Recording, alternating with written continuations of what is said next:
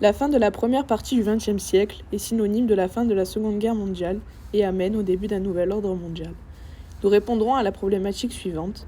Quelles sont les conséquences de la Seconde Guerre mondiale, quel qu'en soit le domaine ? Nous ferons le bilan général des retombées directes d'après-guerre, puis nous parlerons de la création des nouvelles relations politiques entre les pays et les tensions qui en résultent.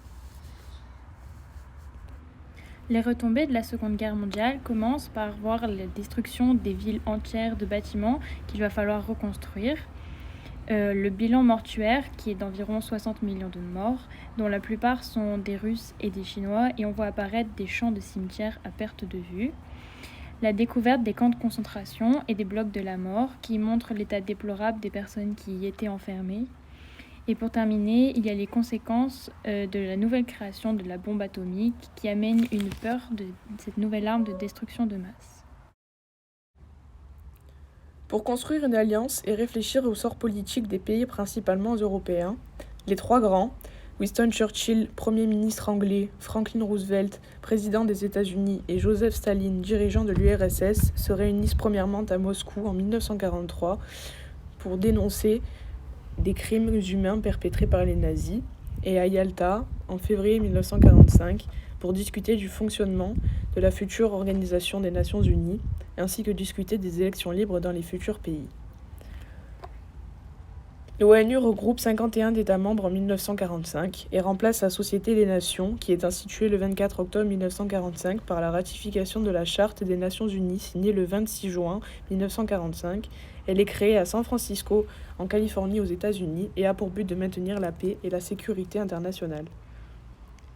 L'UNSC est l'organisme exécutif de l'ONU qui a la responsabilité du maintien de la paix et de la sécurité internationale.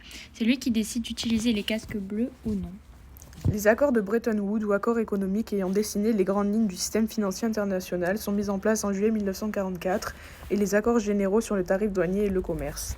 Le CNR est un gouvernement temporaire mis en place en France en mai 1944 qui met en place la sécurité sociale et d'autres réformes. On les appelle les jours heureux et on le qualifie d'État-providence.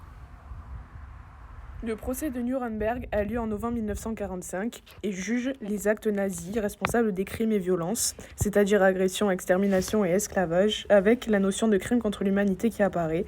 Hideki Toro, Premier ministre du Japon de 1941 à 1944, est condamné à la pendaison suite au procès de Tokyo. Troisième partie, les tensions politiques. Sous Harry Truman, le président des États-Unis, le plan Marshall est mis en place. C'est un programme de prêt accordé aux pays européens par les États-Unis pour aider à leur reconstruction. En 4 ans, 16,5 milliards de dollars sont prêtés. D'après Marshall, c'est important pour rétablir la santé économique du monde.